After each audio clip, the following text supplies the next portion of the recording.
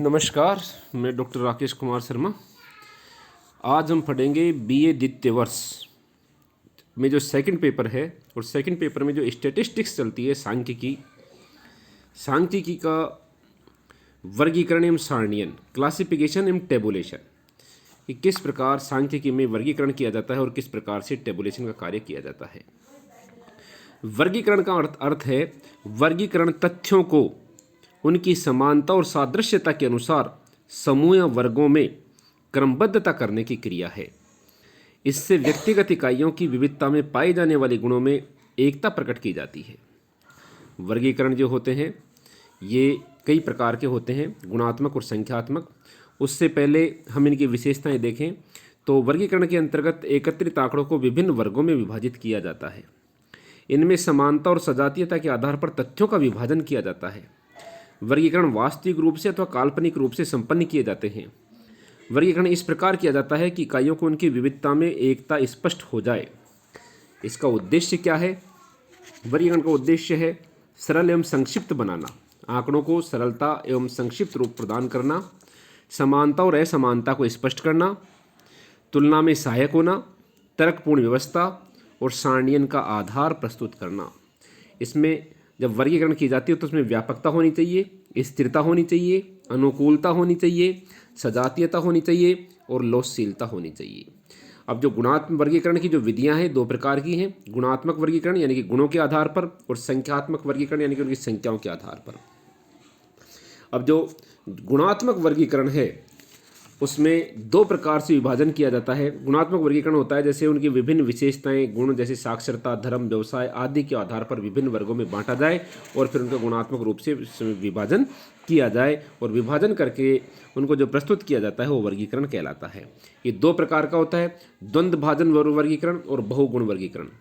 द्वंद्व भाजन वर्गीकरण में होता है कि जब एक ही गुण की उपस्थिति या अनुपस्थिति के आधार पर तथ्यों को दो भागों में बांटा जाता है उसे द्वंद्व भाजन, क्लासिफिकेशन अकॉर्डिंग डाइकोटोमी, यानी कि एक ही गुण की उपस्थिति या अनुपस्थिति, यानी कि इसमें ये गुण है या नहीं है, साक्षर है या निरक्षर है, इस आधार पर जब दो वर्गों में विभाजित किया जाता है तो उसे द्वंद्व भाजन वर्गीकरण कहते हैं। और बहुगुण वर्गीकरण होता है जिसमें तथ्यों को या आंकड़ों को एक से अधिक गुणों के आधार पर वर्गीकरण किया जाता है, जिसमें दो से अधिक वर्ग बनते हैं।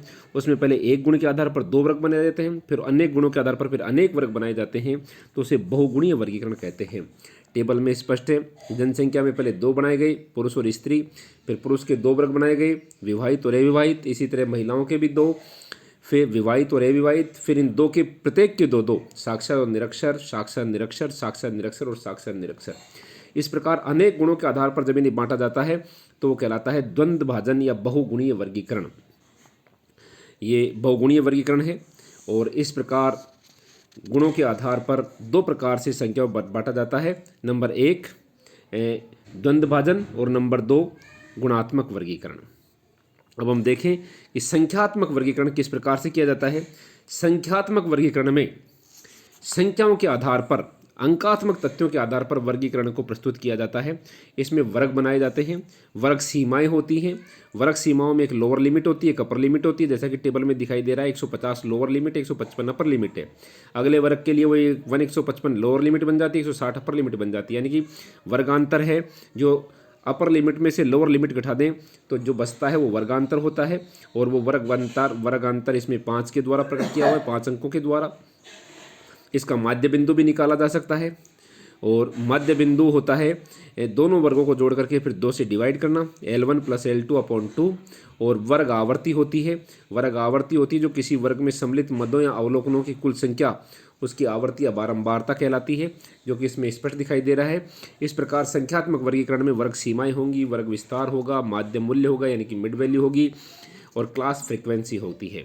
इस प्रकार ये इनको बांटा जाता है संख्यात्मक वर्गीकरण में। अब इनका आवर्ती बंटन, फ्रीक्वेंसी डिस्ट्रीब्यूशन किस प्रकार से होता है। फ्रीक्वेंसी डिस्ट्रीब्यूशन में अनुमेलन विधि, 4 एंड क्रॉस मेथड काम में लिया जाता है। दो प्रकार के चर होते हैं, खंडित चर और अखंडित चर। खंडित चर में जो सारणी बनती है वो एक तरफ x होता है और दूसरी तरफ f होता है, जबकि अखंडित सारणी में एक तरफ वर्ग होते हैं और दूसरी तरफ f होते हैं। दोनों में अंतर दिखाई दे रहा है। नंबर ऑफ चाइल्ड 0 1 2 3 4 5 अब नंबर ऑफ चाइल्ड और नंबर ऑफ हाउस होल्ड्स, 0 के डैश है, 1 चाइल्ड का हाउस होल्ड है 15, 2 चाइल्ड वाले 37, 3 चाइल्ड वाले 85, 4 चाइल्ड वाले 109 और 5 चाइल्ड वाले 51।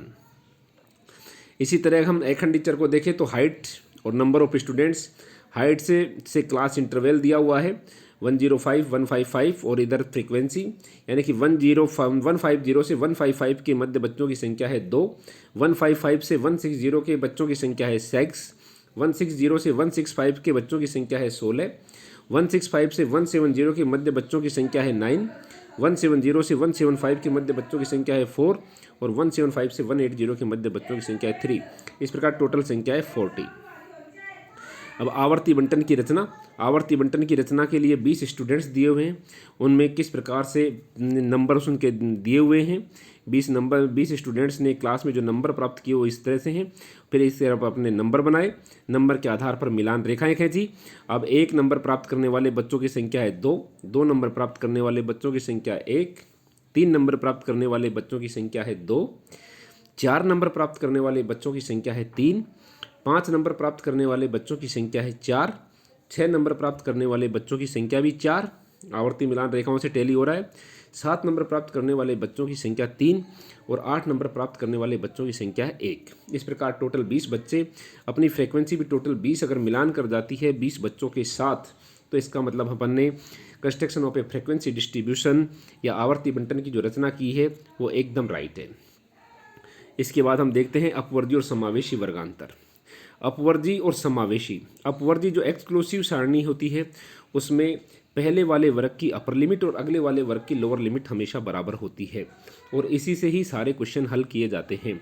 अगर समावेशी सारणी दी हुई है इंक्लूसिव, तो उन दोनों के मध्य में 1 का डिफरेंस होता है और उसके 1 के डिफरेंस को, यानी कि पहले वाले वर्ग की जो अपर लिमिट और दूसरे वाले वर्ग की लोअर लिमिट है उसमें 1 का अंतर होता है और इस 1 के अंतर में 2 से डिवाइड करके, यानी कि 0.5 अपर पहले वाले वर्ग की अपर लिमिट में जोड़ देते हैं और दूसरे वाले वर्ग की अपर लिमिट में लोअर लिमिट में घटा देते हैं। इस तरह से दोनों बराबर हो जाती हैं। तो नई जो सारणी बनती है वो बनती है 150 में से 0.5 माइनस करेंगे, यानी कि 149.5 से 154.5 और नीचे फिर 154.5 से 159.5, 159.5 से 164.5, यानी कि लोअर लिमिट में 0.5 माइनस कर देते हैं और अपर लिमिट में 0.5 प्लस कर देते हैं ताकि इंक्लूसिव जो सीरीज है वो एक्सक्लूसिव सीरीज में परिवर्तित हो जाती है।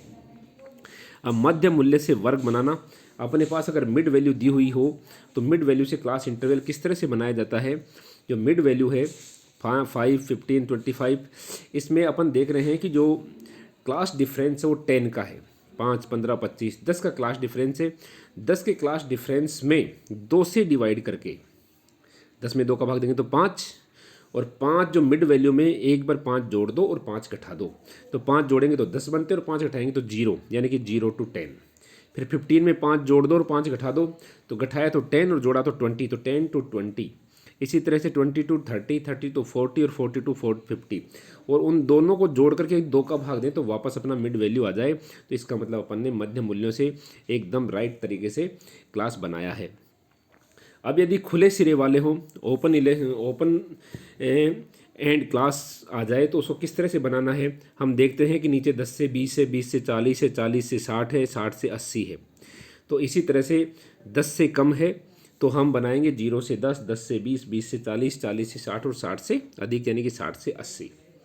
इसी तरह से संचयी आवर्ती अगर हमें निकालनी हो तो संचयी आवर्ती से कम और से अधिक दोनों की बनती है।